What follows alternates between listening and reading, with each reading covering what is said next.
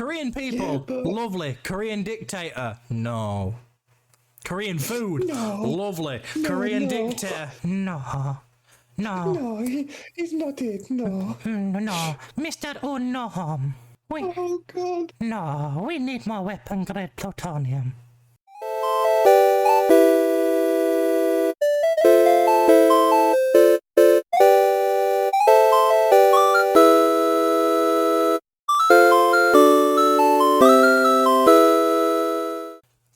Good morning, everybody, and welcome to episode 6 of Cheat Codes Aren't Cheating.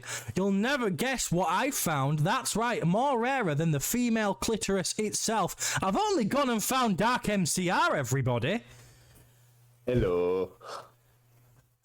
Yeah, he found me. I was down an alleyway behind a bin, kind of in a mess. He pulled me out. He brought me back. I had a shower, had a shit. He gave me a coffee, and I'm here. Yeah, it was around the back of Nando's sucking dicks for money. It was a Nando's. I thought it was just like one of those generic chicken shops that you find in like every fucking town. Oh, that's the point, yeah. It wasn't Nando's. Don't sue us. I do agree, it did feel like the start of iCarly, didn't it? I know, you see, somehow the world has changed for me and be so wonderful. Wonderful. So wake up the people of our nation. It sounds kind of like something that you'd play for Kim Jong-un, doesn't it? Imagine if Kim Jong-un was on iCarly. Imagine if iCarly was based in North Korea. Hi, Kimmy.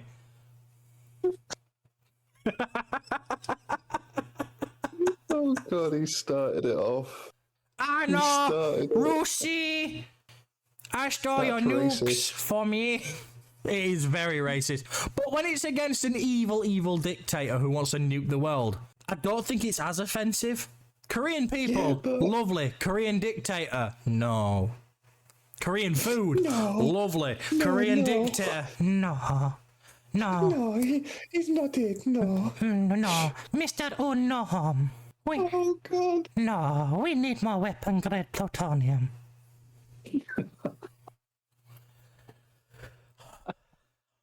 Oh, I woke up today and chose war, just like Kim Jong-un. Hey! Oh God, I'm gonna get the UK nuked. What brought about World War III? Well, it was a fat Yorkshireman in his bedroom on a Sunday morning singing the theme song to iCarly. Well, looking like a fucking Steve Jobs. Oh, I look better than Steve Jobs. Mate, you punched a seagull out. I didn't punch the seagull. Shut the fuck up. Punching seagulls during nesting season is illegal. You're going to get me in trouble. It wasn't me. I don't know who it was, but whoever did it, thank you for your service. We've literally been live for like fucking 3 minutes and I'm already fucking crying. I just randomly heard a dun and I don't know what on my computer's just died, but something did. Oh, God. That was a good start. Well, I don't know where to go from here. I was going to do like a really good segue to our first topic off the back of you being rumours because you're never here, and these other things also being rumours because they're not confirmed. But now we've started World War III, so fuck knows.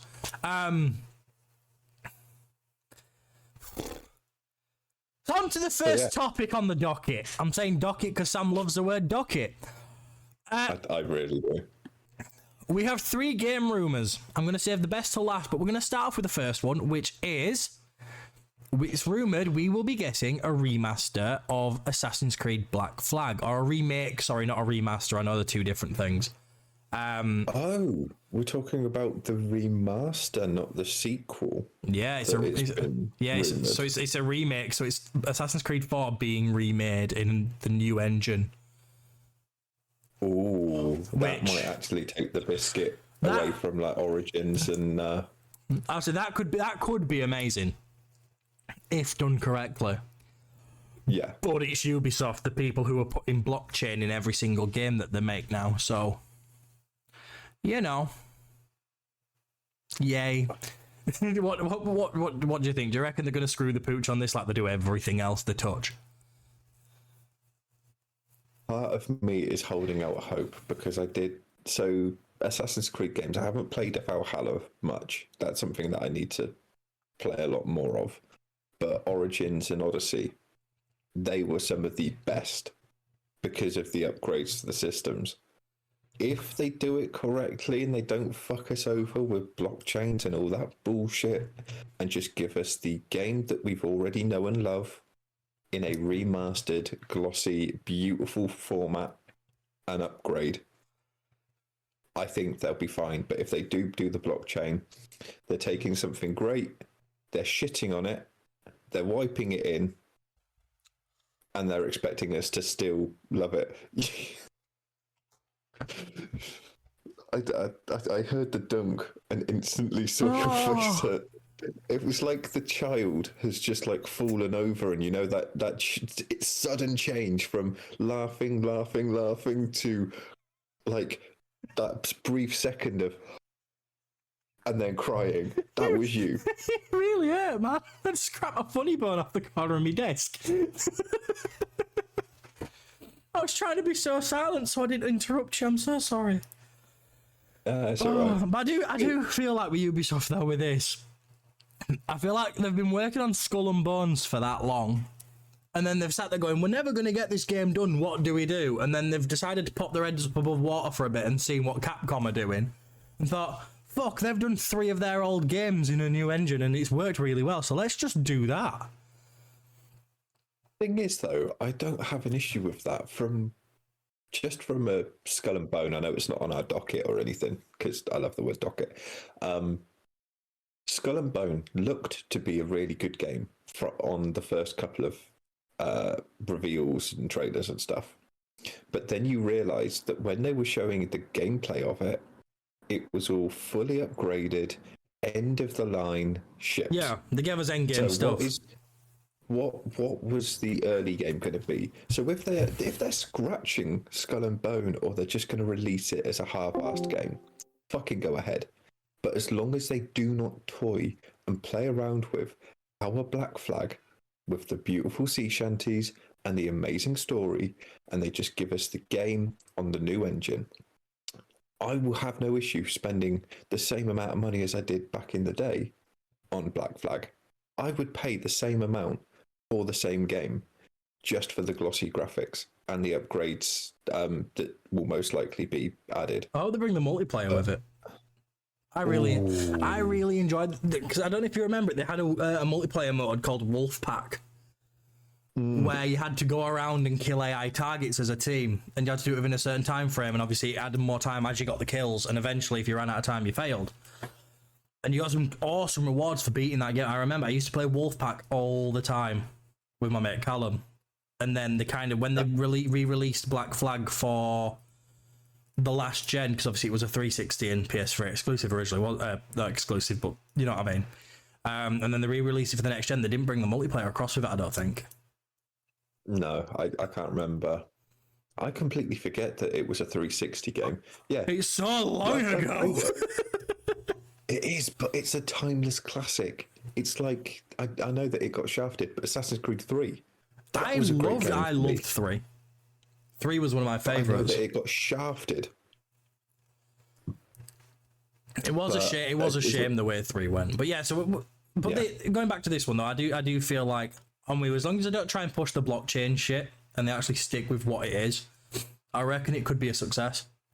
I'd pay, like you said, you'd pay full price. I'd pay full price. It's one of my favorite Assassin's Creed.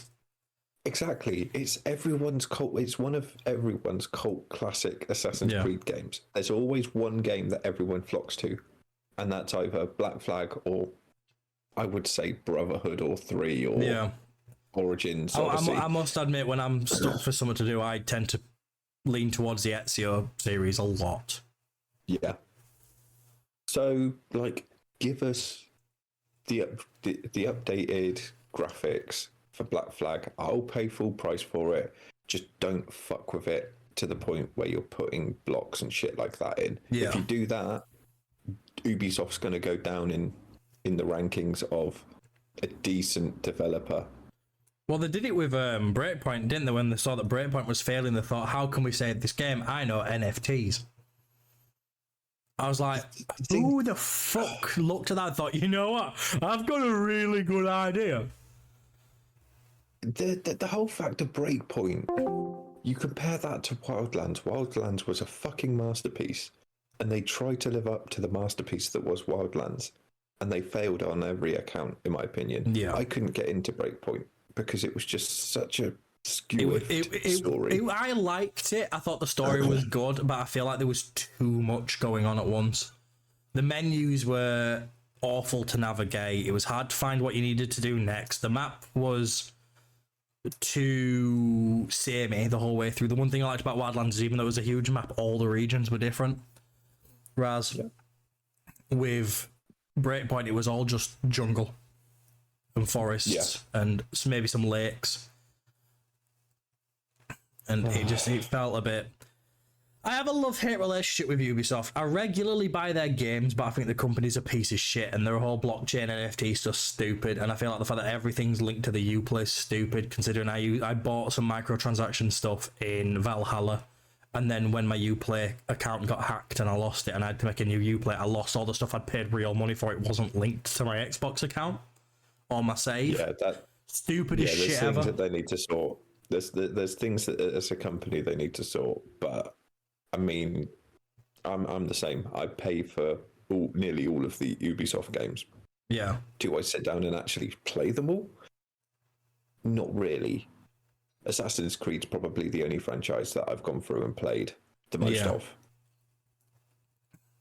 But if they can just sort out all their shit and give us Black Flag with glossy graphics, with no added bullshit, I think it'll be a really good move for them, especially with Skull and Bone, like going from hype to disappointment even more. Yeah. To the point where just put it in the fucking bin and just forget about it. Yeah, Skull and Bones, and this is actually quite fitting considering the theme of the game is literally dead in the water. Which I think's brilliant. It's a perfect pun. Good show, good show. That was a beautiful transition there, mate. Yeah, so from one company that we feel needs a remaster to get back in good graces to another company that the remaster might just increase the love we have for them, especially since the last remaster remakes they did weren't great. There have been rumours. It has been leaked from going back to Korea, actually. Hi, Kimmy.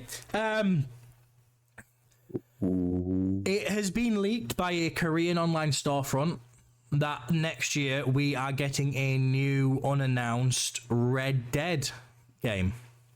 I have heard this too. Now, what do you think it's going to be?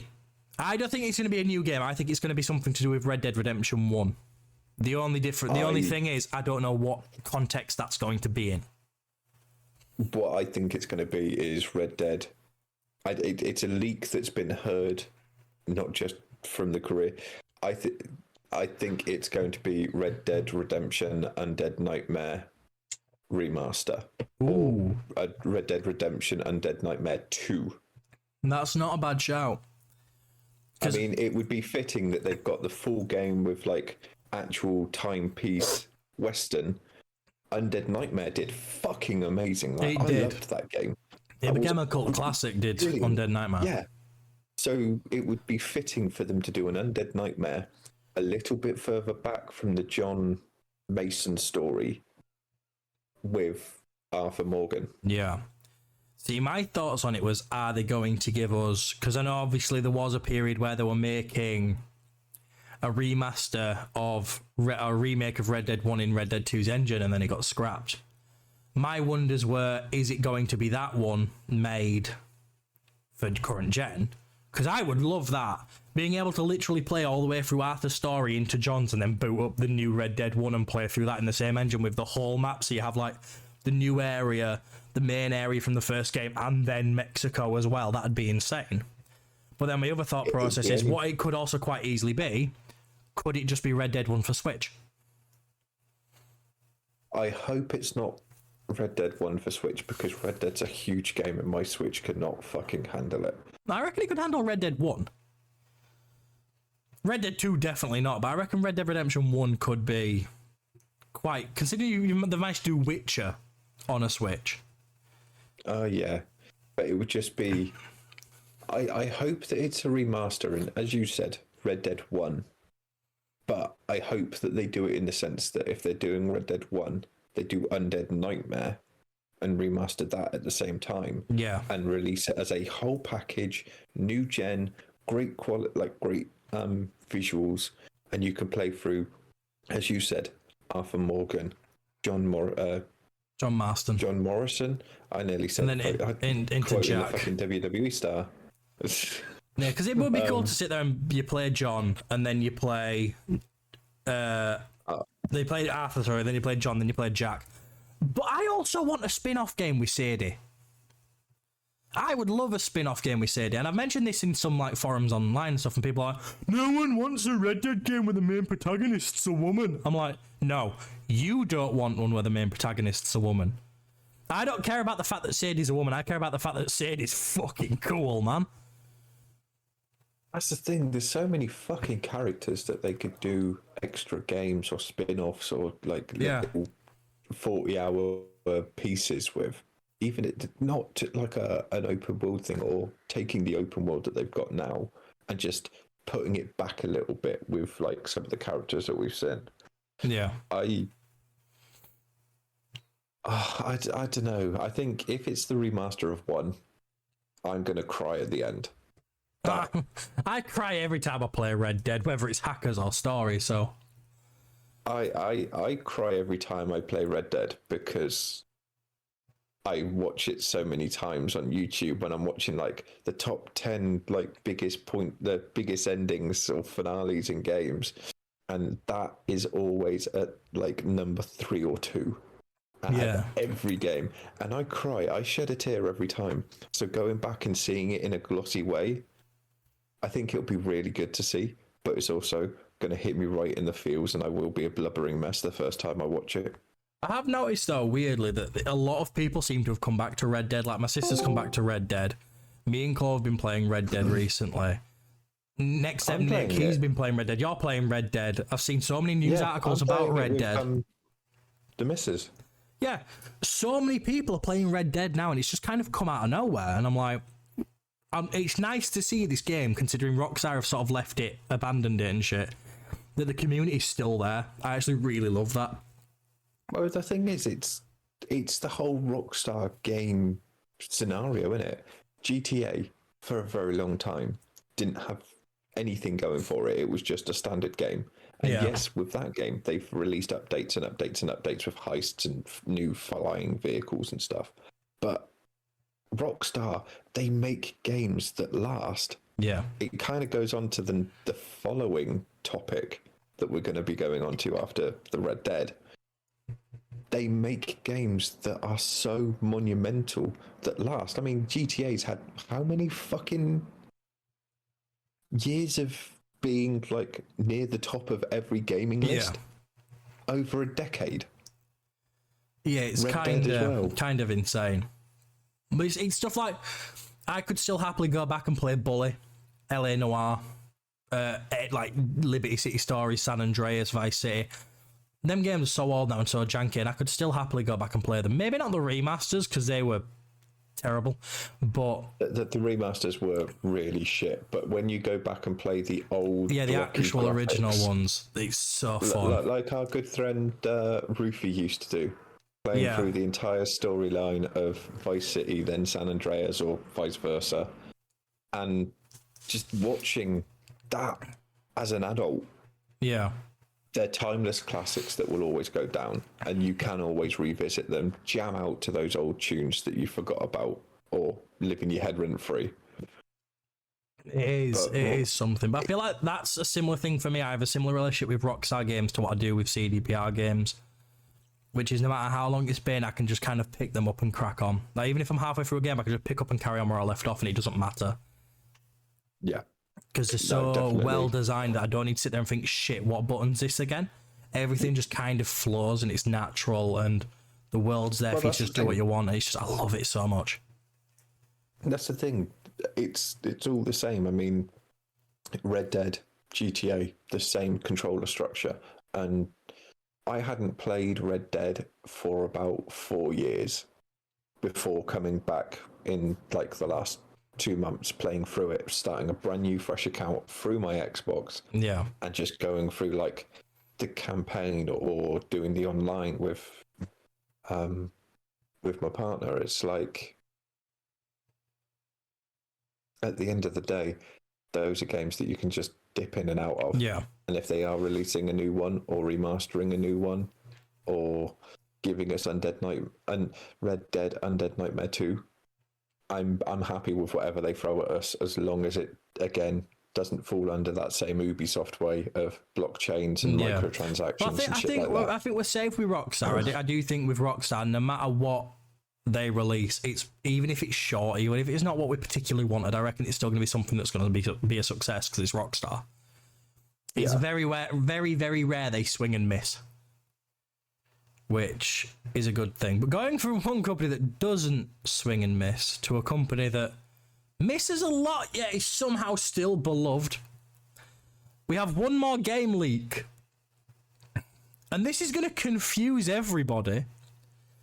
During a recent hearing and discussions between the whole like Xbox buying Bethesda thing for the whole Activision Blizzard acquisition, a lawyer has announced in 2026 we will be getting Elder Scrolls 16. Now, I don't want to say they've missed a few, but I'm pretty sure there's a mistake been made there. Unless, now the only way that it will be unless, are we taking each individual version of Skyrim as a separate version? The standard, the deluxe, the special, the anniversary. I mean, you've got like 6 fucking versions of Skyrim, so the ES16 is a realistic fucking thing. Well, realistically though, if they were to go through them properly now, if it was to be true and it was to be 16, we'd basically need to get a new Elder Scrolls game every couple of months. So clear your bank accounts and your schedules, people. No, I think it's quite obvious they're talking about 6. The lawyer's just forgotten what number it is. It's like 16. Let's go 16. And Todd Howard's somewhere going, shut the fuck up. I mean, that guy's probably in someone's basement tied to a chair being waterboarded for like his fucking bad jujus that he's just done. The 16 stands for 16 times the detail. 16 times the fucking price once you've got all of the fucking DLCs and shit with it. But realistically, I think we can assume they're talking about Elder Scrolls 6. He's just got the number wrong. But if that's the case, 2026 is a lot sooner than I thought we'd have been seeing it. I don't know about you. That also, so you know the reveal trailer that we got? Yes. Is that the one that the reveal trailer was? Yes. Announced? Okay, so it's going to be a little bit fucking longer. Because they did say, didn't they, it was going to be after Starfield, and then after the next Elder Scrolls we get another Fallout game. So I reckon with the way they have this thing of showing games way too early, I reckon maybe next year we'll probably get something on Fallout 5. That's if they do a Fallout 5. I hope that they don't do a Fallout reveal next year. I hope that they turn around and just give us more, like a trailer. Not just the teaser trailer that lasts about 10 fucking seconds, but like a proper trailer for Elder Scrolls or the new Elder Scrolls. Give us some hope that we can look at it and go, oh, there's bits of Skyrim, there's bits of ESO, there's bits of Morrowind and all that. And you can see that it's going to be, again, another game that is going to last decades. Yeah. Because let's be honest, Skyrim came out, I remember being in a game in one of the local towns to me at probably 14, 15 years old, pleading and begging with my parents to get me Skyrim under the pretense that I played the absolute shit out of it. To this day, I probably got 50 fucking playthroughs doing everything the same, trying to do it differently, playing it like a mage or a barbarian. Not always finishing whatever. up Stealth Archer. Yeah. Yeah, I do the same. I was sat there when I started my latest personal playthrough, like not including the one I did on stream for Alfie. I started off as a battle mage using only summoning spells. And even with them, it got to a point, I was still a stealth archer, I was just summoning the bow. So I never ran out of arrows, and I was sat there going, I've done it again. Why? It's like, it's such a fun one to play.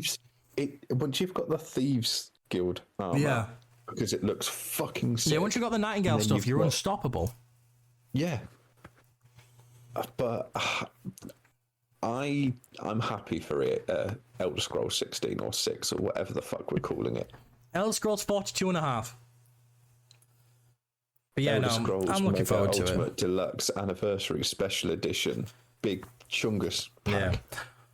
Well, what I'll do then is I was going to move this one further down, but I forgot that it was kind of connected to what we're talking about now. So I'll move this one up to the next one. So, obviously, as we were talking about, that whole thing with Elder Scrolls came out because of the talks about Xbox's exclusivity stuff and off the back of the Activision Blizzard stuff. Now, the CMA, I can't remember what that stands for. Isn't it like the consumer... I don't know, but it, the CMA have tried to delay the Microsoft trial to decide whether it's okay for them to go ahead. Sarah says CMA stands for Country Music Awards. I don't think it does in this context. I don't think Billy Ray Cyrus is deciding if Microsoft can buy Activision Blizzard. I know she's your sister and everything, but Sarah, fuck you. But yeah, the CMA have turned around and said that they want to delay the trial again. I think basically what they're doing is they're just trying to delay the trial as much as possible so that Microsoft start thinking, right, this isn't worth wasting all our money on, so we're just going to sack it off. The UK court, the ones who are ultimately going to be deciding whether this goes ahead or not, this deal, have turned around and said, no, you are not delaying it. It is scheduled for the 28th of July. You have plenty of time to prepare. If you don't, sucks to be you. That is basically the response I've been given. So this is going ahead at the end of the month, whether they like it or not.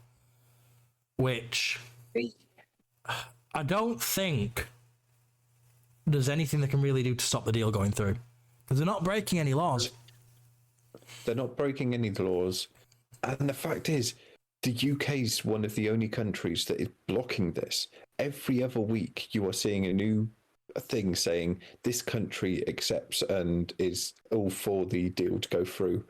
And whether it's because Sony is paying the UK some fucking hefty money because we're so in debt that they're putting the UK as the problem child, I don't know. But why block it? Well, this is the thing, It's but like you said, bad thing. The UK is the only one blocking it. So if this goes through in the UK, that's it. There's nothing standing in their way then. Even the head of Sony, or the head of PlayStation, has turned around and said that he doesn't like the fact that there's exclusives, but it's not anti-consumer. He gets it. It's part of the industry. When the head of PlayStation is saying that, how are people sitting there saying, "Oh no, it's not right"?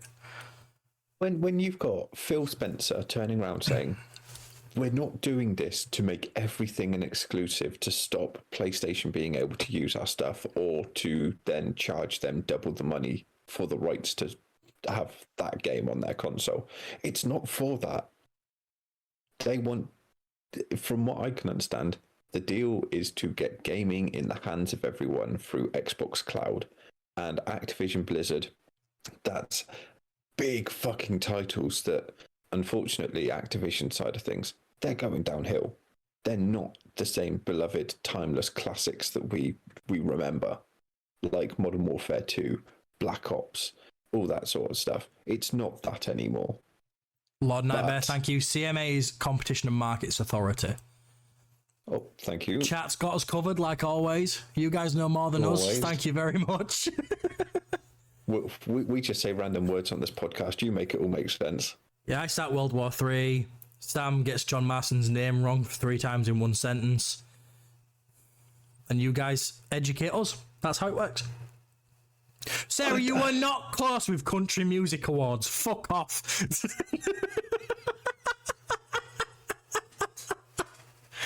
Oh, Christ. But yeah, no, but the thing is, though, with the whole, like, buying stuff, it's like they're saying it's anti-consumer and that's why they bought Bethesda was came off. No, Microsoft literally bought Bethesda because they found out that PlayStation were trying to pay Bethesda to not put their games on Xbox. So they had to buy it to ensure it released on Xbox.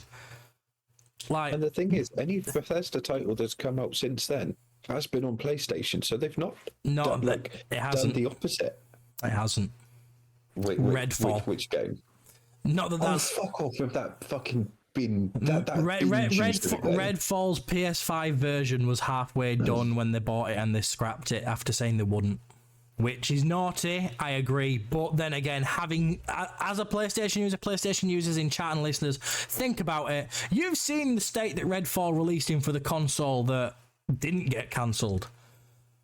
Is it really a big loss that it wasn't on PlayStation? I think it was more of a mercy killing, personally. So I played that game for an hour on Xbox and it was the biggest load of shit I've ever played. Biggest thing, though, to take from it is they're both as bad as each other, both Xbox and PlayStation. 100%. If they just took this fucking console war as a healthy thing to better both the consoles, it'd be great. But they're going to shady, like, street tactics to fuck the other one over. Now, PlayStation, they're going to say, oh, you can't do it. Like this acquisition of Activision Blizzard, you can't do it because you're going to fuck us over. Fine.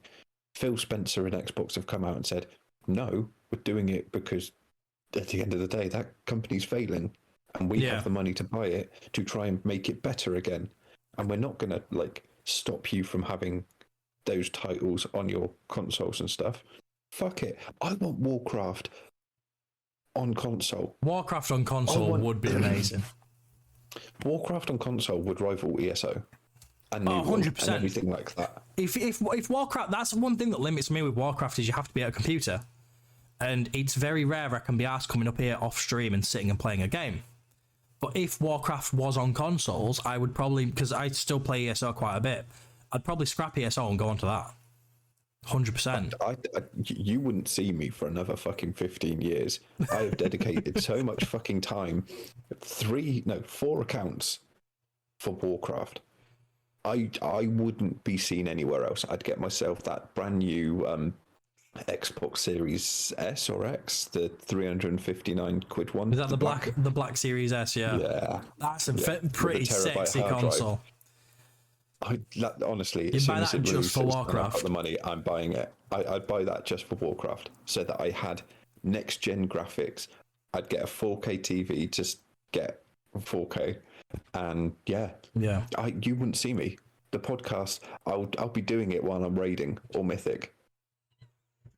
Fuck off. I pulled an all-nighter. Sam, what are you doing, mate? I'm just sat here, I'm just killing this boss for the 16th time this evening on my 18th character. Okay, we got the podcast. All right, mate, I'll be there in a second. Just let me get this kill out the way. You just had that clicky while playing.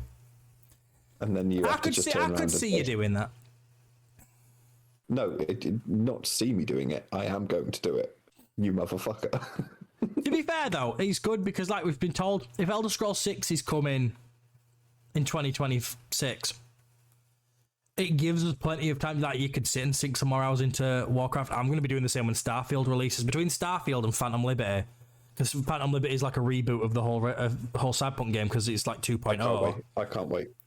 All the mechanics are changing and everything. I'm going to be starting a new playthrough of that. So between Starfield and Cyberpunk, I'm going to be indisposed for about a year. And when the reboot comes along, I might genuinely do, like when I get around to it again, I might genuinely do Cyberpunk on stream. I don't know. Because I tried it before when I cared more about numbers, when it was like, I got to a point where I'd started hitting like double figures, hitting sometimes 20s in streams regularly. And I tried to play Cyberpunk and not a lot of people vibed with it. And I stopped playing it and I regretted cancelling it. But now I've started giving less of a shit about my numbers. I'm like, fuck it, I'm gonna go play Cyberpunk on stream again. I want to. Is it multiplayer? Cyberpunk, no. Fuck. I was going to say, Play it with me. Fucking... Well, there was supposed to be that Cyberpunk multiplayer project, wasn't there? But they scrapped it. Annoyingly. Because that would have been awesome. Sad. But yeah, so Activision Blizzard, UK just needs to pull their fingers out of their ass, go, all right, let's just fucking do it. Let's just allow it, because everyone else in the world is saying, yeah, let's go ahead and let them do it. Yeah. And let's just see what fucking happens, because at the end of the day, we don't know what's going to happen. I mean, the worst that could happen is PlayStation lose Call of Duty and, oh no, we're going to have to start making Killzone again. You know, one of their best flagship titles that they had on PS2. Oh no, you guys have got... The thing is, you've got Killzone, which is like the modern Call of Duties. Then you've got Resistance, which is the future Black Ops. Yeah, it's like your alien. Call of Duties. Yeah. You just fucking make those titles. Between Killzone and Resistance, it would be so good. My dad has only just gone and got a PlayStation and is starting to play the old PlayStation exclusives. Oh. And he said that he's literally just completed Resistance 1, moved on to Resistance 2, and he fucking loved it. The Resistance games were amazing. I never had a PS3, but I remember going round to my mate's house when he had a PS3 and playing Resistance at his house. I had such a good time. I can't remember which Resistance it was, but I remember, I remember my next door neighbour once lent me a sleeve of like pirated games when I was a kid. And one of the games was a PS2 copy of... Pardon me, I'm saying PS2 copy like it wasn't actually a PlayStation exclusive. But I remember they gave me a copy of Killzone 2. I played that to death. Oh, like Sarah just said, the Die Hard trilogy game on PS1. I remember that with the pedals and light gun. That was awesome. There were so many cool things. And PlayStation have just kind of left them out to die. And it's kind of sad. I'm not going to lie. The thing is, I know it's off topic before we move on to the next, but you've got PlayStation that's got like a handful of exclusives. You've got your Horizon, you've got your God of War. Yeah. PlayStation have a few exclusives, but great exclusives. Xbox, on the other hand, have a lot of exclusives. Not the best. The thing is, I feel like 90% of the exclusives Xbox have are indie games that they've just given a platform to. But then you look at sort of like the games and stuff. You look at, for example, God of War. I would say Xbox's rival to God of War is going to be Fable. Oh, fuck yes. Killzone. Killzone, Halo. You had Gran Turismo, Forza. I'm trying to think of what PlayStation's Gears would have been. I'm not sure. I reckon Gears would have been Resistance. Back in the day, I'm saying that Resistance was the Gears of War of the PlayStation. And then PlayStation have The Forest. Xbox have Grounded. Like, there's parallels there. But they are fighting against each other. Yeah, I'm trying to think of what big sort of RPG that Xbox has that would be like Xbox's rival to Horizon. I'm trying to think.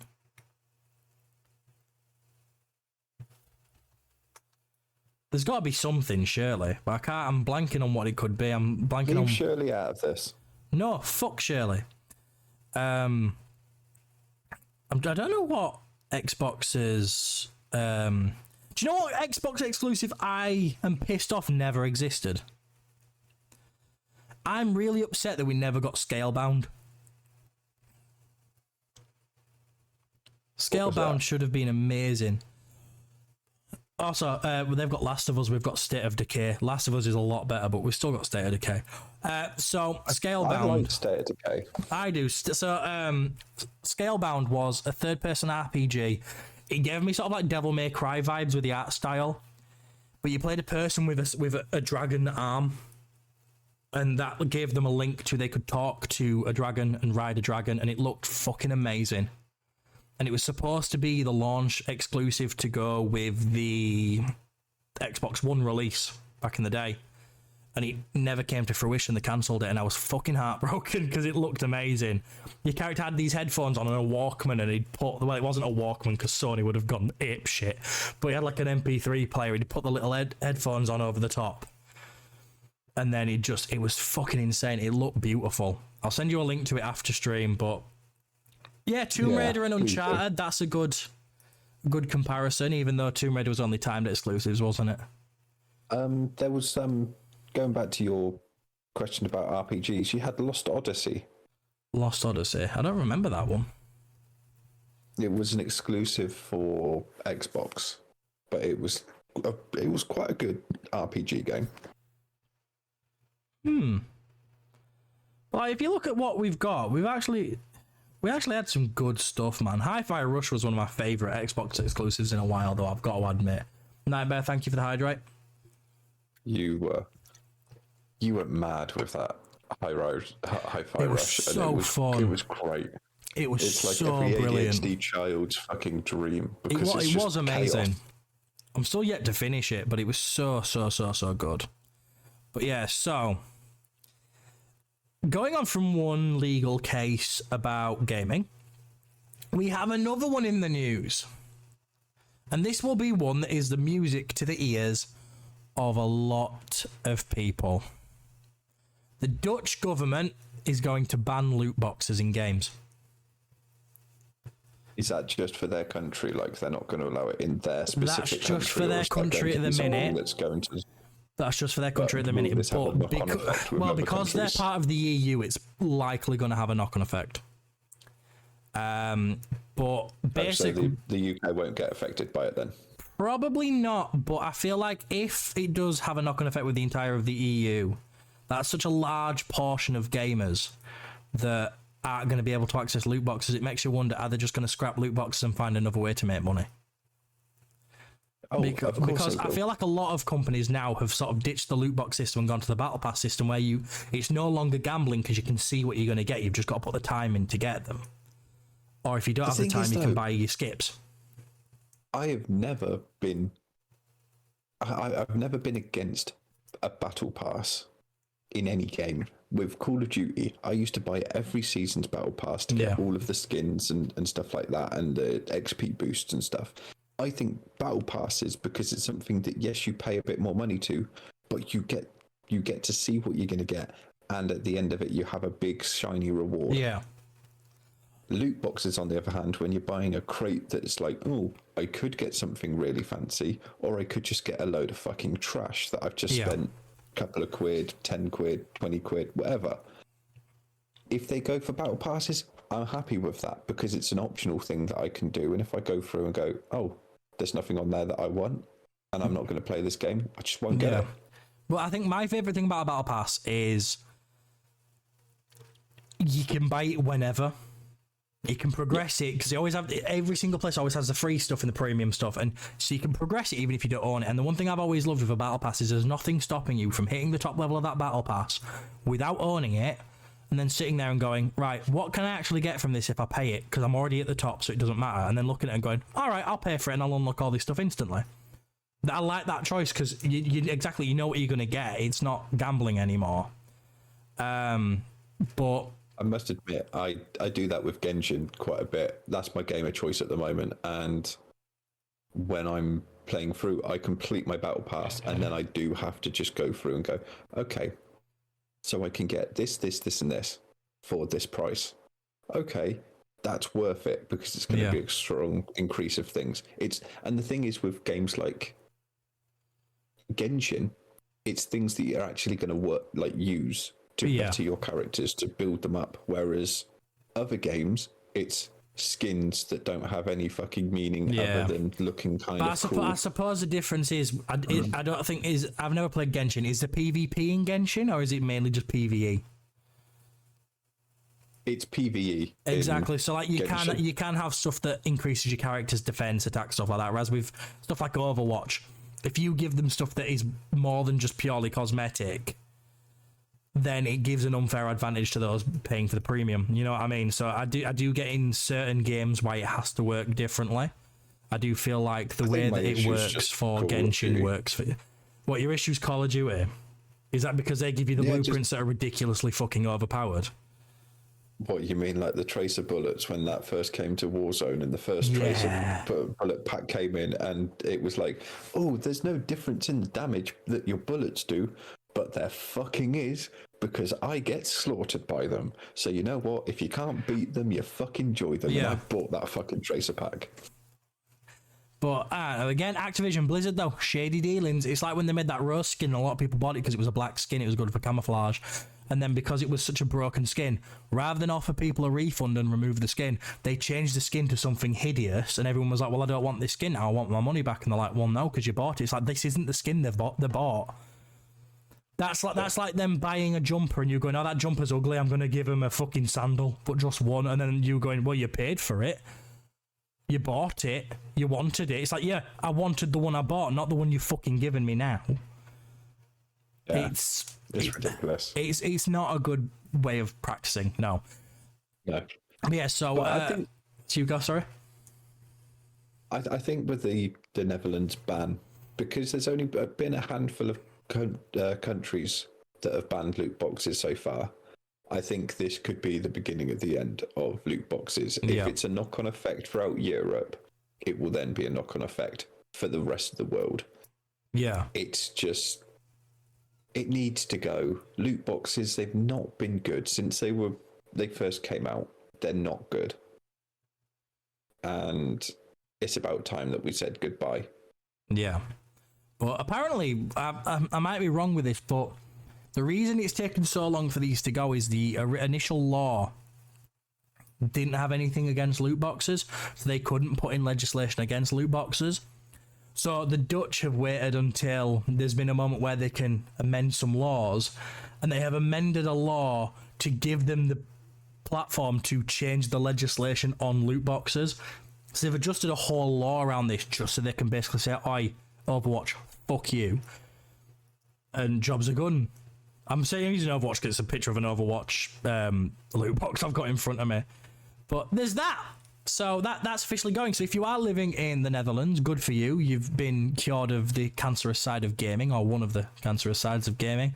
And hopefully everyone else in the EU, it will hopefully soon be coming to you. But let's go from a positive EU gaming story to a negative one, shall we, Samuel? I've been waiting for this one to come up, honestly. Now, everyone remembers back in the days when GTA came out initially, there was that dude who killed someone and everyone blamed Grand Theft Auto. And it was proven by psychiatrists and everyone since. My sister in chat did criminal psychology in university, and she also did a study on how video games don't actually affect people's psyche and cause them to be nutcases. But oh no, that doesn't matter, because good old Macron in France is blaming the current riots on video games. He's also blamed TikTok and Snapchat. Like, fuck you, dude. So, for anyone who doesn't know, it's gonna go a bit more serious at the minute. I'm gonna give you a lowdown on what's happening in France for anyone who doesn't know. So, I don't know the context of it, but French police, I'm not sure when it was, I think it was a couple of weeks ago, French police shot and killed a 17-year-old boy. I don't know why, I don't know the context of it, that's not my place to comment. But that's where all this has come about. So as you can imagine, the police have done this and everyone's kicked off, which you would. It's a kid. They've killed a kid. There's been fires, riots. They've put thousands of police on the streets to try and fight people. I think people are getting tear gassed in the streets, shot with rubber bullets and stuff. It's insane. And yeah, for some reason, Macron thinks playing video games is gonna... Now, considering one of the most popular games last year, I'm pretty sure, was Animal Crossing. Now, unless they're hitting policemen with watering cans and fishing rods, I don't think you can rightly blame games. But, you know... What's your opinion, Sam? just thinking about all the shit that's going on in France at the moment, it's very reminiscent of the America police shooting of George Floyd, which 100%. Then started the Black Lives Matters movement because of like the police brutality and stuff like that. Yeah. And I'm not going to comment on that. That's in the past. I support anyone that's gone through anything like that. But the fact that France are blaming video games for riots, is this really 10, 20 years ago when video games were brand new? Video games don't cause violence. I don't wake up in the morning, play a bit of GTA, and say I'm going to go rob a car. I do. And the fact that the police, I don't know the context behind what happened in France to initiate all the riots, other than what you've just said. But if a 17-year-old kid has been killed by police, they're looking for a way to get out. They're looking for a scapegoat. And they're choosing video games, which I think is disgusting. Instead of taking fucking responsibility for it.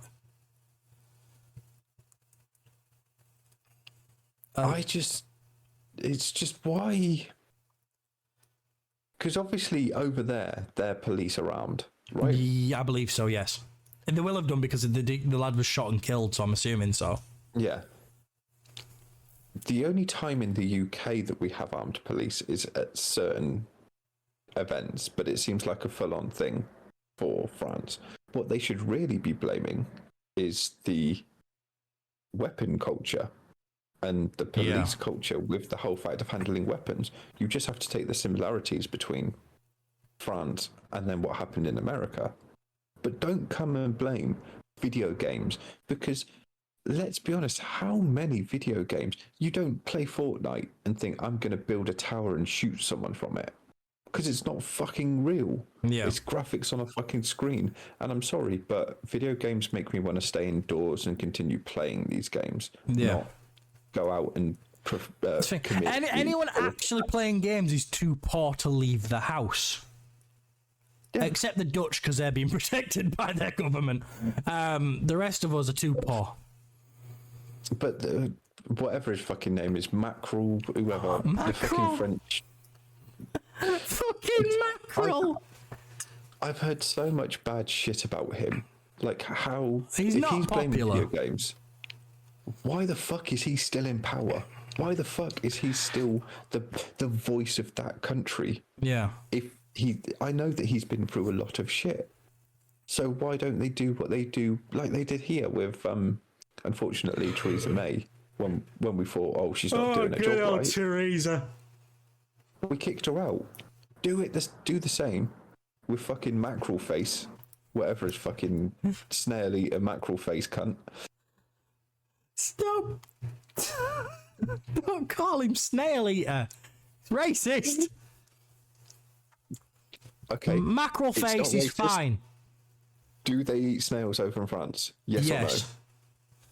So it's not fucking racist. It's just the fucking facts. You little twat. This is what I got to deal with. But yeah, so people are lashing out against the claiming it's racial profiling, and the calling for greater police accountability. And in doing the riots, it does say they have lit thousands of cars on fire, attacked schools, town halls, police station, banks and businesses, and nearly set 1,000 buildings ablaze. I don't agree with the way they're going about it, because a lot of them businesses and cars and schools have hit probably ain't going to affect the government in the slightest. And I've never understood the setting things on fire, because the only person that endangers is the people setting them on fire and the fire service who have to put it out. Now, the fire service didn't shoot the kid, the police did. So I disagree with that. But I do also agree that people have a right to riot, because it is discussing what's done. But I know they've got the targeting Snapchat as well. His good old Mackerel Face. That's going to be his name for the rest of the podcast now. Because I created a thing. You did, because the people are sharing the information about it. And Snapchat have come out and said, look, we do have a duty of care. However, we cannot take down factual stuff. If the news is real, if it's not misinformation, we won't remove it. Which, rightly so. You can't just turn around and say that they're part of causing the problem because people are sharing the fact that they've killed a kid, because they killed a kid. They can't just sweep that under the rug and blame Snapchat for letting people share it and pretend like it never fucking happened. What's the facts? There is a 17-year-old that is no longer with us. Yeah. And came to his demise or end at the hands of the police. Now, yes, with the social media developments in the world, news travels a lot quicker without having all the facts. Literally, you can go from something happening to minutes later, someone posted about it, shared a video about it online.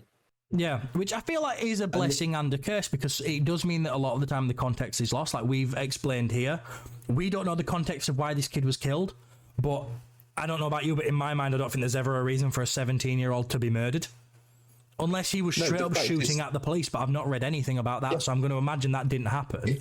There's no reason. If he wasn't threatening anyone with a weapon of any sorts, or he had gone round and beat up a load of people. Yeah. Now, if those two things happen, some strategies and some justice is deserved, not the killing of someone. Well, that's the thing. At 17 years old, at 17 years old, unless he's actively shooting back at them, which I feel like if there was, we'd have heard something, there is no reason a grown-ass man in full police gear with a taser couldn't take him down. And he'd be alive. You look at our police force versus other police forces, you've got, I go back to America because it's the biggest one, the biggest country with everything.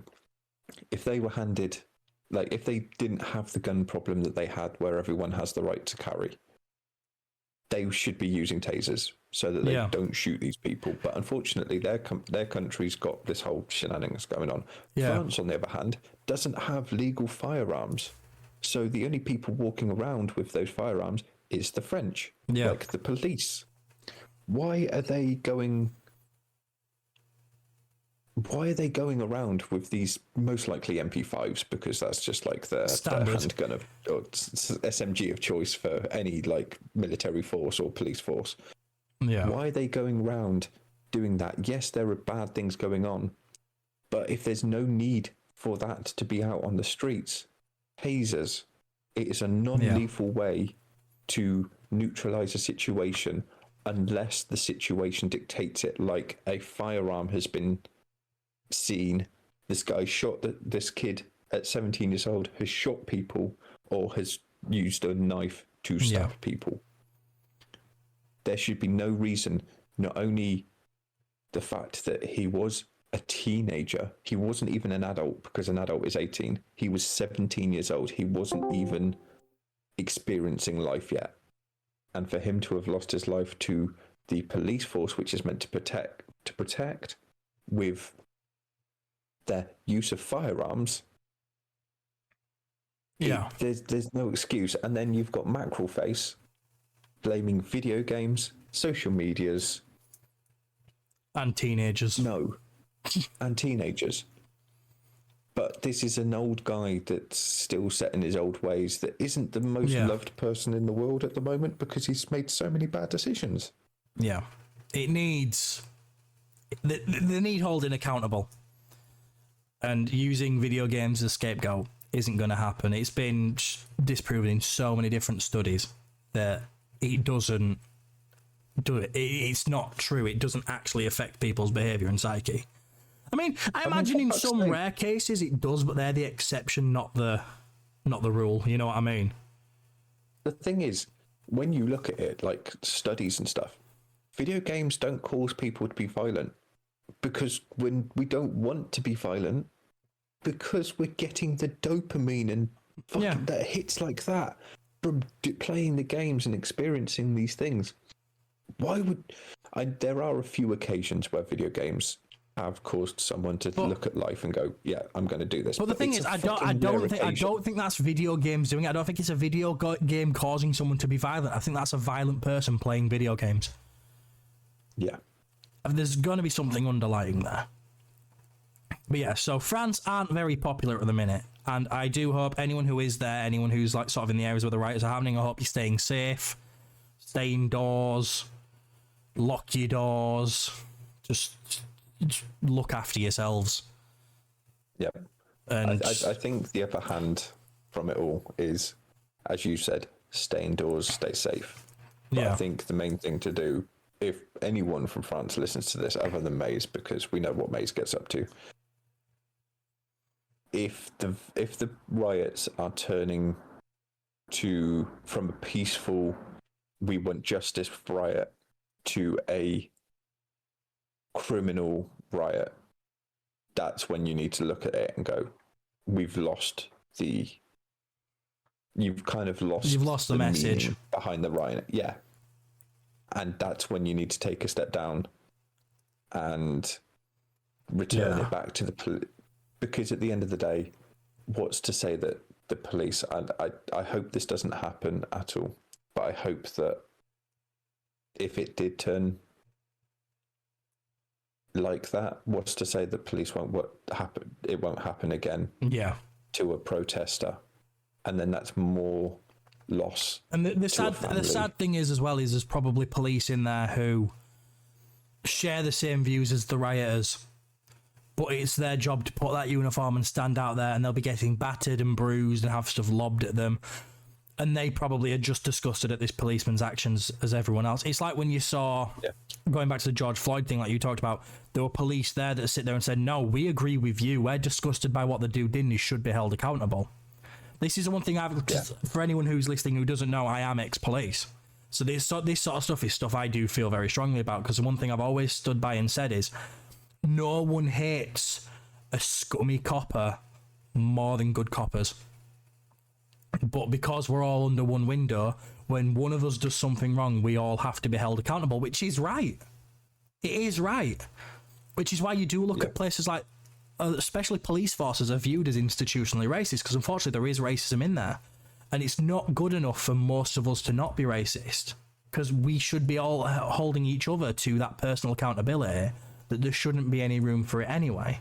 Obviously, that's an ideal world that never happens. So we have to sit there and think, yes, we are going to be tarnished with this brush because of certain people, and it's our job to rise above that and take the higher moral ground anyways.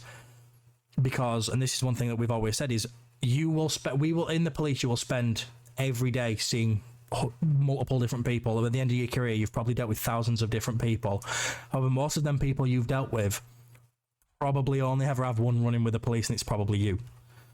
So if you are a shitbag, that will taint their view of the police permanently. So you always have to be good, which is the one thing I prided myself on, is I thought I was pretty bloody good at my job. But I knew people that weren't, and I thought, if they look at you, like we had one with a group of kids at a bus station. I was paired up with another copper who had just had a shit attitude. They hated her, they love me. And because they love me, they didn't hate all the police. They were like, oh yeah, you're sound you. They all watched me fall over and break my wrist on duty. It was funny. Like, we had a good laugh about it after. But, you know what I mean? It's a hard game to play with, because I don't hate the police, but I do feel like, especially now, Mackerel Face and the French police need to be held accountable. And I think any police that are of sound mind and have the head screwed on straight should also be there saying, no, this dude needs to be held accountable. We can't just be going in fighting the people in the streets, because it's not going to solve anything. That's the thing. When you look at everything that happened, I'll constantly refer back to the George Floyd. It's the most prevalent one recently, incident. Isn't it? It's the most fresh in everyone's mind. There's videos there, and as you something that you said, and to touch on, there are police that are completely against why they are fighting against the rioters. And it's the fact that you had rioters go up to the police that they could see weren't happy with the state or the position that they were in. Yeah. And it was that show of love between the two people, where I think I saw a video online where one copper was there. He walked out towards the protesters and said, I'm here with you. What I'm here for is to keep you safe, so that this does not develop into another situation. And yeah. and then they hugged. That's the way a riot should be, not the destruction of property, risking other people's lives on both sides. Yeah. Peaceful protests, get the message across, and hopefully get the justice for whoever has been wronged, or the party of which they've lost a member of their family, their friendship group. The police aren't bad. There are a few bad eggs in there. Yeah. But the police, let's be honest, their biggest thing is to keep people protected. Yeah. And even though they're standing up against the rioters, they are not the bad guys in their entirety. They are out to just keep everyone try and safe. keep as many people out of trouble as possible, which it's hard to do when you've got thousands of people throwing Molotovs. But, you know. Yeah. But I hope any police that aren't shitbags, I hope they stay safe on the streets. Anyone who is out rioting, stay safe. Don't set people's fucking businesses on fire because the businesses haven't done anything to you.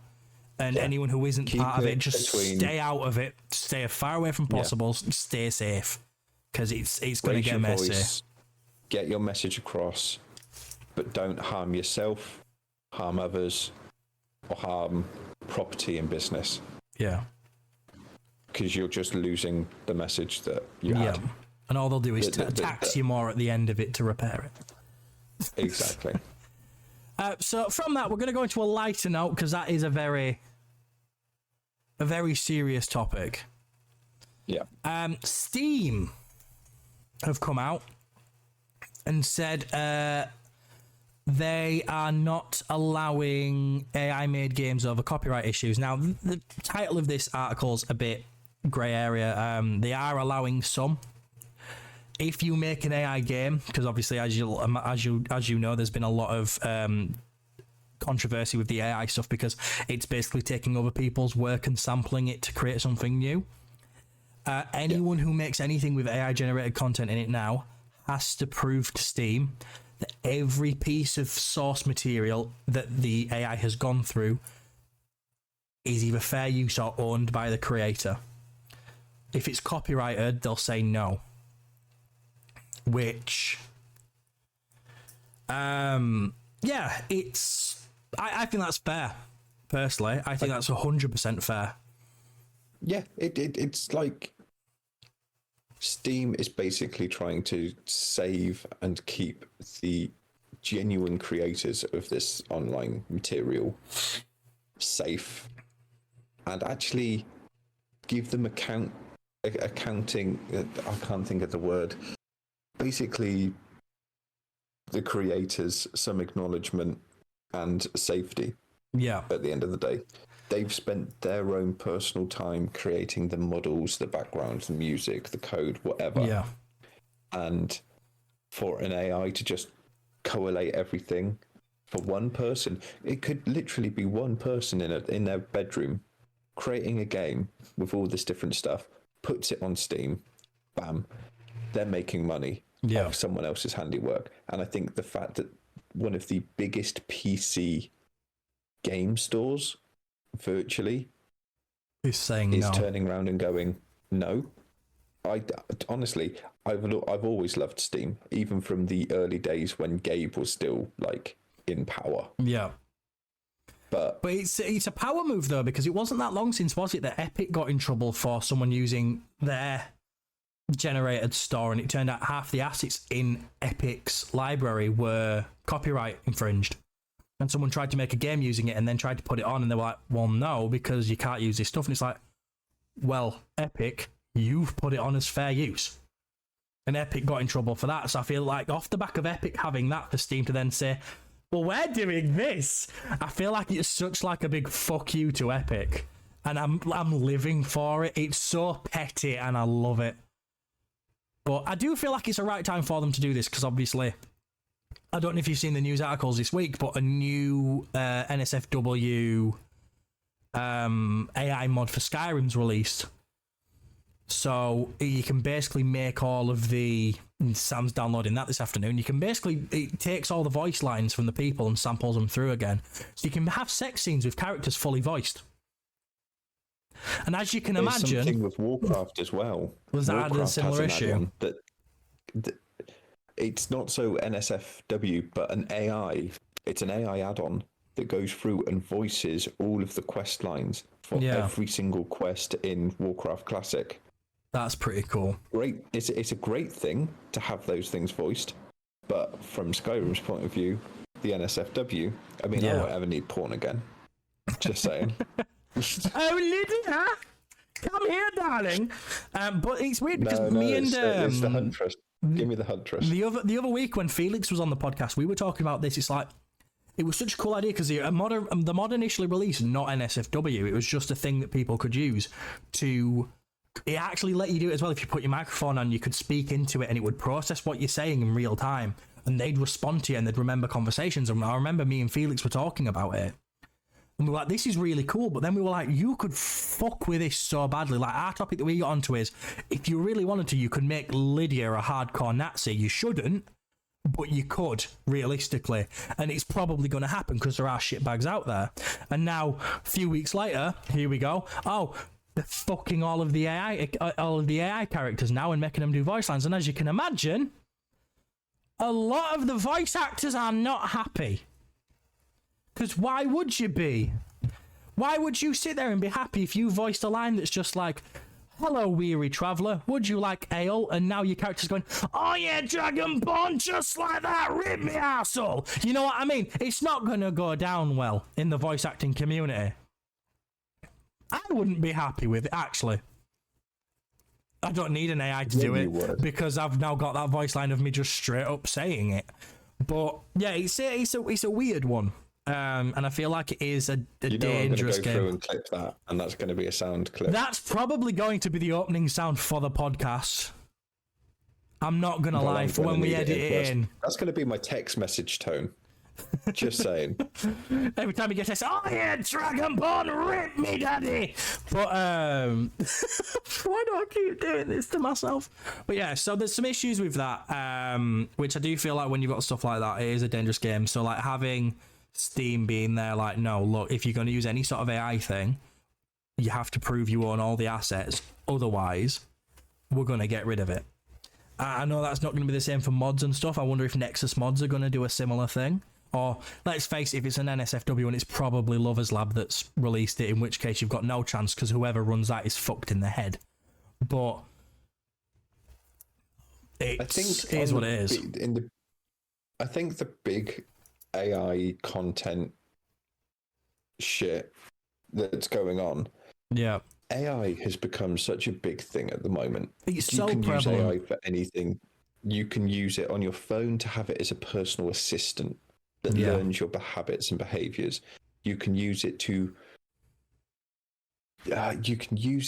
voice, like do some voice acting for you. Yeah. But sound like anyone in the world. Like if I wanted Matt Mercer to do just like a trailer intro for my streams, I could get an AI to sound like Matt Mercer and say exactly what I wanted to do. Well, that's the thing, you can literally just set an AI watching Critical Role for a whole night and then just have it come back and be like, I want you to use this voice.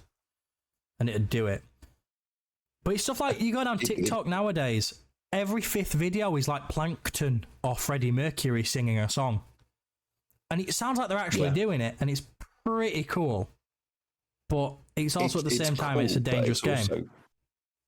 Yeah, I think for anything that is like a video game, like a character from like a TV show, like a cartoon TV show, or someone that has passed, hearing Freddie Mercury's voice again through an AI, he's fucking amazing. But at the same time, it's to mess with people's livelihood with voice acting, music production, graphic design. Everything is being affected by AI. Well, it's like you look at AI now. The fact that when Freddie Mercury passed, Queen employed Adam Lambert to replace Freddie Mercury. Adam Lambert at the time, let's face it, was kind of fading out of relevancy, and now he's the lead singer of Queen. If this AI facility had been there, considering you can already hologram people, we've seen him do it in concerts before for other people, between that and the AI singing, Adam Lambert would have been out of a job. Which is crazy to think. The thing that makes me worried is you've got... If AI was a thing back when... Was it Fast 7 where Paul Walker died? Oh, he'd have stayed in the films forever. Yes, his brother would have been there, but they spent so much time and effort, like, moulding Paul Walker's face on his brother's so that they could film that final scene. Yeah, whereas now you can just slap it on there in 10 minutes with an AI. Yeah, I agree with what Sarah's put in chat. It's the is it in good taste thing, which is what we were talking about, what I was talking about last week on the podcast with the whole Carrie Fisher thing. In Star Wars, which is they milked her after she died and it was pretty shit, whereas when they did the new Ghostbusters, they had what's his face who passed away in the end of it, like his ghost appeared, and it was like, because it was his baby, it was nice to see him be there when they brought the thing to a close. So it's like it's a very different vibe going on. But I do agree the AI thing is getting out of hand. It's a tool that is very useful and very good. Yeah, but AI needs to be monitored. It needs to be restricted, not just by Steam, but by a lot of people. And part of me says that because if you go into ChatGPT, you can get an AI to write you an essay. You can get it to write you a script of code.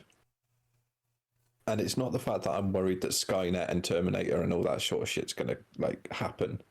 But it is. With every single bit of data that those AIs are getting additional resources for and like they're going off and learning from.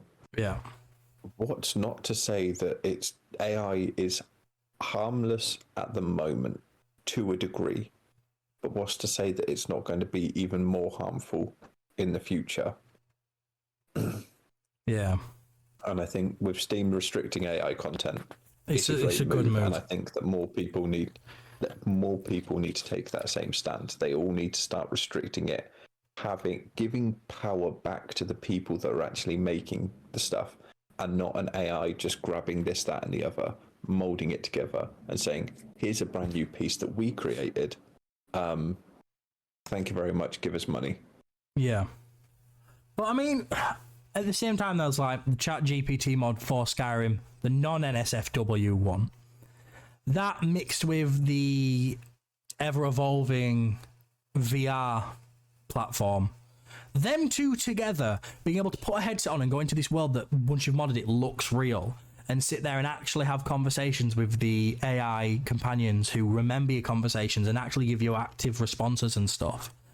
It's going to get to a point where that is so fucking amazing that it would feel real.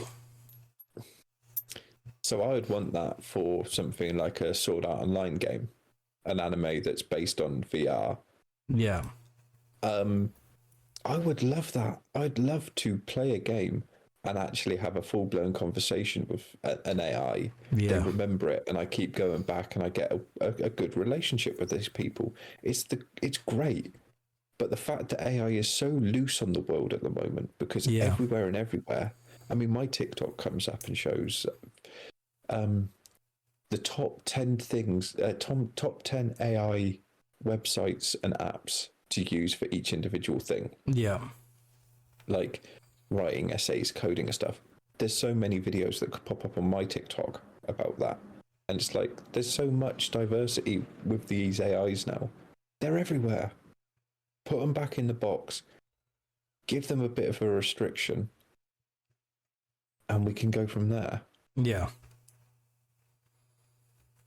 It's a scary one. It is a scary one. But as Felix has just said, they had GDPR training about how AI, how we can have someone copy your voice. Well, just above that on chat as well, what Sarah said about like the fact that someone's used AI and deepfake technology to make a fake Martin Lewis video for money-saving advice, and it's being used to scam people. That's terrifying. Yeah. And the thing is then, Martin Lewis, even though he's had nothing to do with this, he's going to feel guilty because his likeness has been used to scam these people. and it's kind of sad. But I don't know. I like AI and I don't. I feel like it very much needs to be limited. I don't feel like it should be as open source so everyone can just get to it. That's the worry. Yeah. But then again, the majority of people won't be using it for anything malicious. No, but there's always that one There's bad always egg. that one bad egg. But let's face it, the one bad egg probably would find a way to access it, whether we liked it or not. I mean, let's be honest, that one bad egg's probably fucking mackerel face. Or Elon Musk. Elon Musk going, AI, tell me how I can beat Threads. I was just about to say, what are your thoughts on Facebook coming out of the woodwork and going, here's a Twitter rival? I like it and I don't. It's very basic and you can't filter out. It doesn't really have the algorithm on it yet going. So like I keep getting shit for like football clubs and Tom Brady and I'm like, fuck off. I don't care. I'm the same. But I feel like as time goes on, because it is a brand new thing, we've been on it since day one, it'll start to learn algorithms and stuff and it'll start to filter out better. The one thing I do like is Jamie Oliver's not blocked me on this. So you can give him the views. Yeah, I can bully him again. It's brilliant. But Give yeah, me no, more I turkey know. Twizzlers, you little cunt. First thing I did when I found his account was comment about turkey Twizzlers. Good man. It's like, fuck Honestly, you, that's Jamie. why I respect you, Steve Jobs, turtleneck wearing beautiful man. Thank you. See, I look like Steve Jobs, and you look like the dude from Apple who actually knew what to do with computers. So you're Steve Jobs and I'm Wozniak. Yeah. Because let's face it, actual people who know stuff about computers don't wear turtlenecks. They wear hoodies and t-shirts because they're probably going to be on the floor. The casual shit. Although I'm kind of like Hail Satan at the moment. They just pull it out from under your man tits. Hey, that was my belly roll, okay? That wasn't my mantids. My mantids don't flop over yet.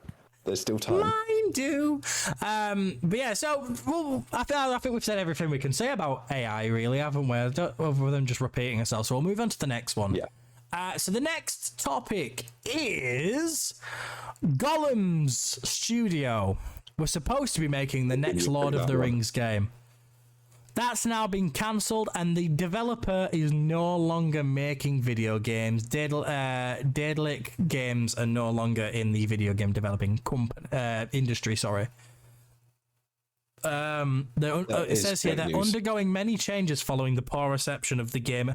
Poor reception is a fucking understatement. Absolute fucking shambles of the game, let's be honest. But yeah, yes, this is because of Gollum. But going forwards, they've promised they're no longer developing games, they're going to be a publisher only. However, they do have 8 promising releases set for this financial year. Can't wait to not hear anything about any of them. Okay, let's be honest. Gollum, I liked the look of it from like the announcement. But to see what the game was released in, the state that it was released in, no company should release anything that is that broken, so further from what they promised, got some financial gain. If it was a free-to-play game... Yeah, but it was 60 quid. Not a chance. 60 fucking quid for a game that Gollum looked more like some twat that I see down in the local boozer on a Friday night with greasy hair. Me. It doesn't look like Gollum. No, he doesn't. But he looks a bit like Steve Buscemi. If Steve Buscemi was a fleshlight that had been forgotten under a cat owner's bed, that's what he looked like to me. And I don't get the creative decision behind it. It looked like he was from a PS2 game. And from the trailers, it looked like they were trying to rip off the Styx games. And I've said this before, the Styx games, if no one's ever played them, I don't know what platforms they're on, but I know for a fact they're on Xbox. Play them. They're really good. They're really small adventure games, stealth adventure games that are they're available on Game Pass. Recommend them. They're great. Gollum, not so much. Gollum was, it was an interesting decision. So it's on all platforms. Styx is. Yeah, yes, if you get a chance, play Styx. One and PC. Styx is very fun. There's 2 of them. But yeah, no, it's not a good game. Just to like sweeten the deal for everyone, Steam is holding a sale. The game itself, it's £1.79, and for the game and the DLCs, it's $5.44. Can't go wrong. Just for anyone that would like to go. You can't go wrong at that price. Delve into it. But yes, 100% recommend them if anyone does want to have a look. Thank you for googling the prices. But we have still got some Lord of the Rings games coming at least. The thing is, so as long as the Dwarf of Moria game, Return to Moria is still coming. As long as that lives up to the hype that I hope it will, I'm excited. But the fact that the Gollum studio has said we're no longer making games, great fucking news. Yeah. That is the best news that I've heard, because a game that flops that fucking badly from a developer that hasn't really released anything that we know of. I think they've published a few things, but I don't think I've ever heard of anything they've actually produced. But no, Return to Moria we're still getting. You'll be happy to know about that. And then we're also getting the one that I'm skeptical of, which is the Lord of the Rings MMO from the creators of New World. Because obviously we all know how rocky New World was at launch. But Gollum is exceptionally shit. Honestly, I'm having a look at the game list, and there's nothing that is out there that looks like... Yeah, there's no game here within the last... Well, between this year and 2008 that I know it's about. It just blows my mind, though, how you've got two companies... One of them with more resources, being Daedalic, who were given a Lord of the Rings game that was super basic gameplay. They all they had to do was make it work. They fucked up. You then had the other company, I can't remember what the names were. It was the ones who did Hogwarts Legacy. The last game they made was the Hannah Montana movie tie-in game. And they managed to make an open world, free roam, Harry Potter RPG adventure game with a decent story. Avalanche, that's it. They managed to make that, and it was fucking good. And despite a controversy already sitting on that game, managed to make bank on it. And then these guys who had a fucking out of the park hit of a game just given to them on a silver platter, they couldn't even make Gollum right. And I'm like, what the fuck? Literally, Avalanche Games, they went from...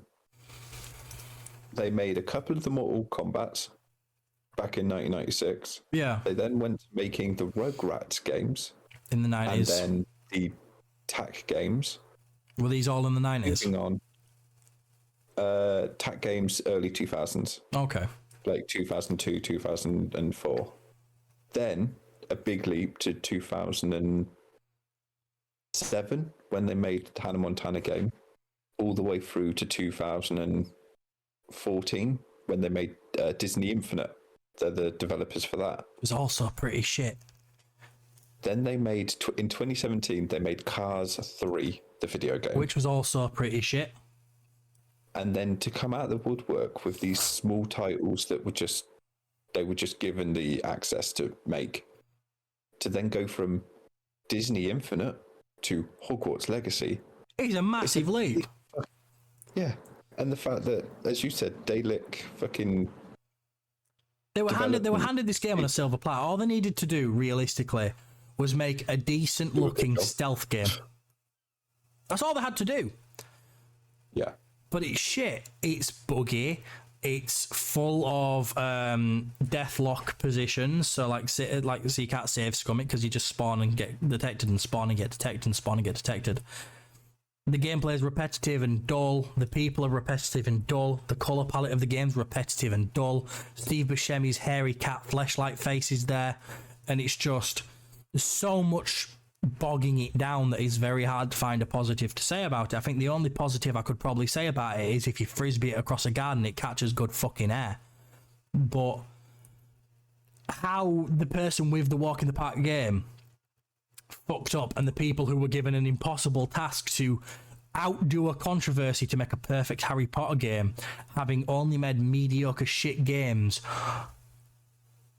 since 1996, and suddenly Harry Potter is actually amazing. Well, Hogwarts, sorry, not Harry Potter. Harry Potter's not in it, but Hogwarts is amazing. And Gollum is shit. And I'm like, what the fuck? That's a role reversal I never saw coming. But it happened. The fact is, I was really looking forward to the Gollum game. I loved Gollum in the Lord of the Rings franchise and the Hobbit franchise, and the fact that the lore that was it Tolkien? Yeah.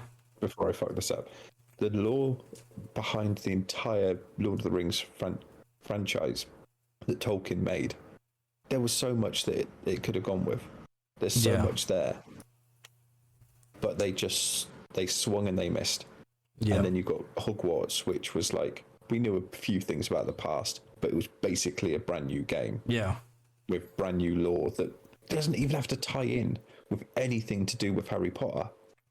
The fact that people lost a shit just because one of the professors was a Weasley. I loved that. And one of the professors was part of the Black family. Love it.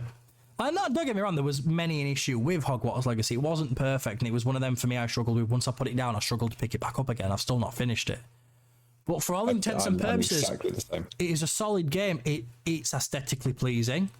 The gameplay is fun. The story is a bit lackluster, but for all intents and purposes, it does what it needs to do.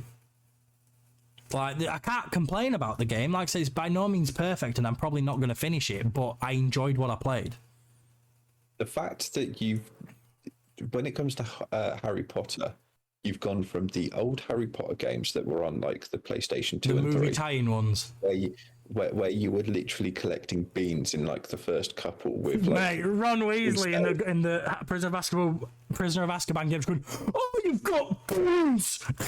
It's so fucking dumb! I love this. Oh, look at all them beans! He was so aggressive.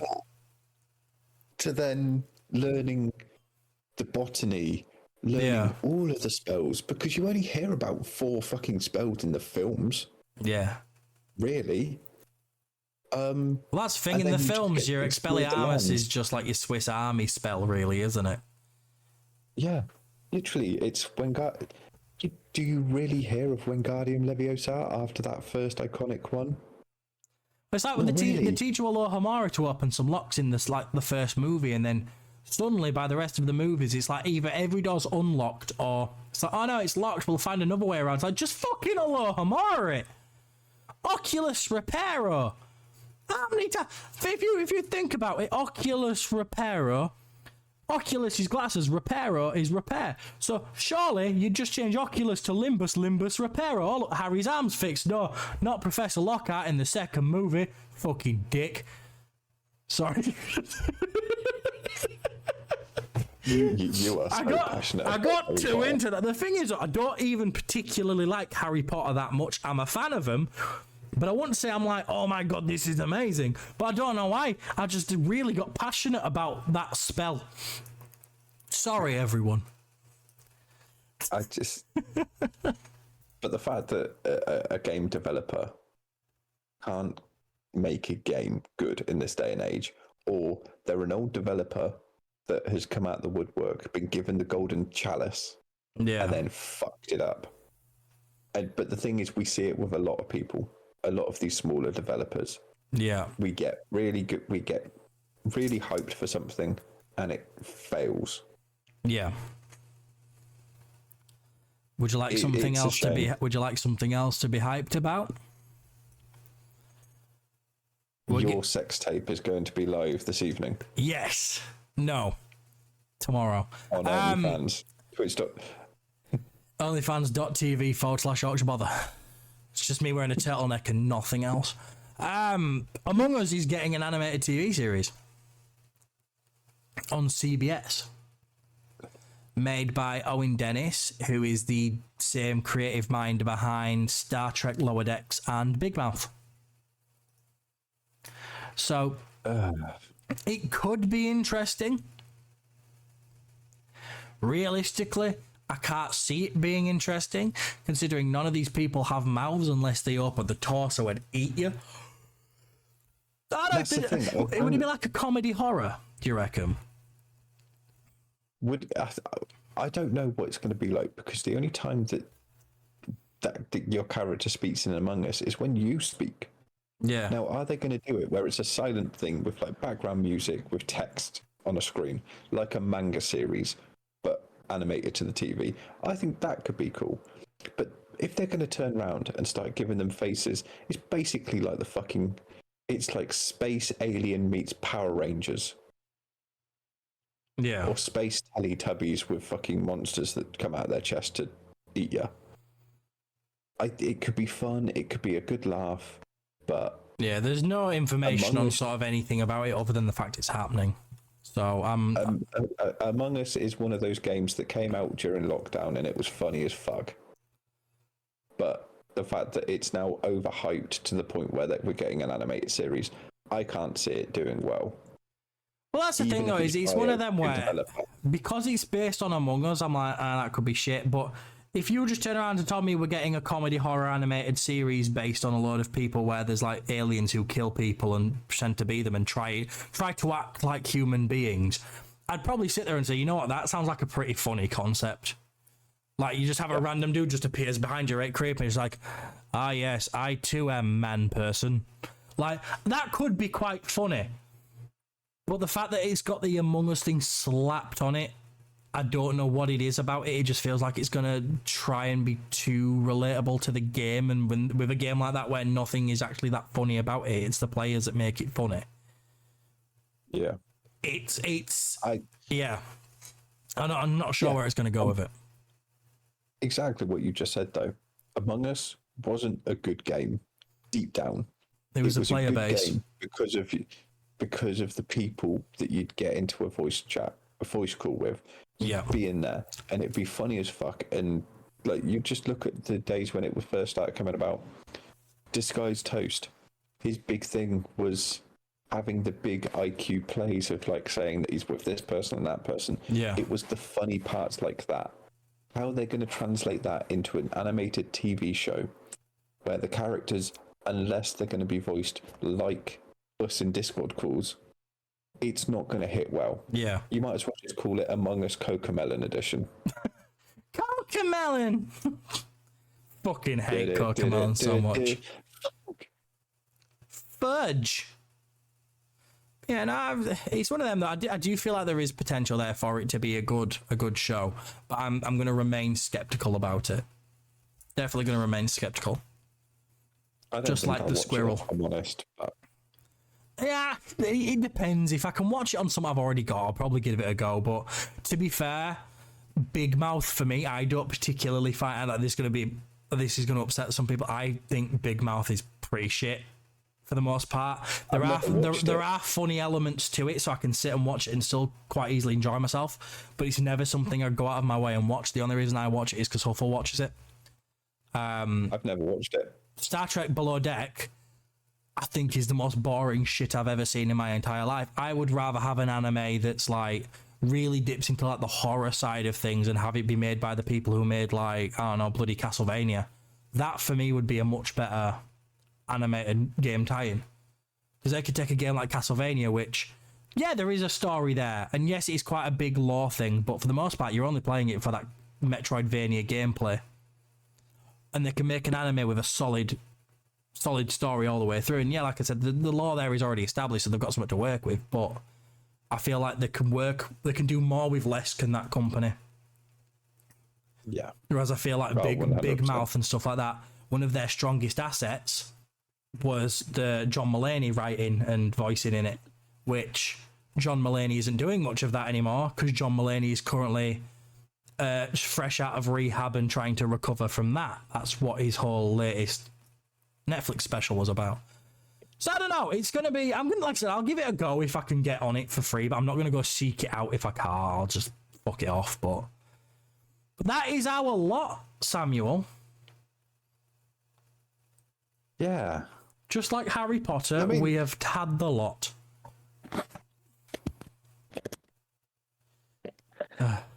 To be fair, it's been a good chat. To be fair, it has. We've had a lot to choose from. I had a list twice as long as this, and I sort of put it down to the ones that I thought we'd actually have some stuff to talk about. I was like, that one will just be, oh well, this is happening.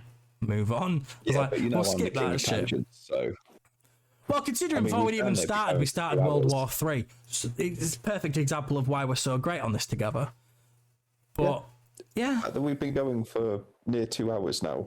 Yeah. And we've only had 7 topics that we've really put on the docket. Yeah. If you doubled that, then we'd still be going by fucking lunchtime. Oh, if not 100%. further. Well, it is lunchtime, to be fair. I'm fucking starving. But I only woke up like 2 hours ago, so this is like breakfast I only time, woke up like, 3 hours for me. ago, but yeah, I've not had any breakfast, so I'm peckish. But yeah, so everyone, that is our lot for today. Thank you very much for joining us today. I have been Yorkshire Bother. I have been Dark MCR. And this has been... I don't know why I said it like that. Because you're a sultry seductress. And this has been... Yeah. This has been Cheat Codes Aren't Cheating After Hours. Episode 6. Call me now for a chat.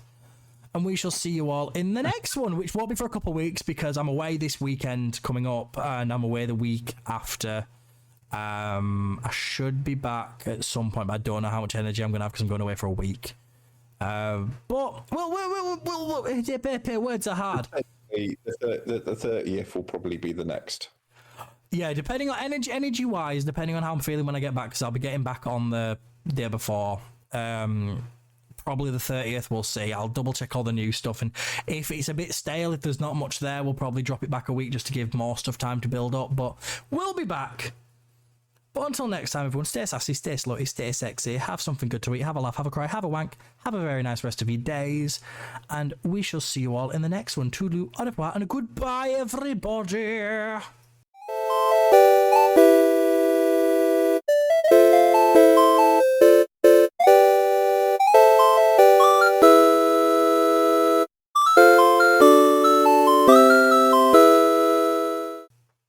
I just love the fact that you've given me permission to have a wank, so great.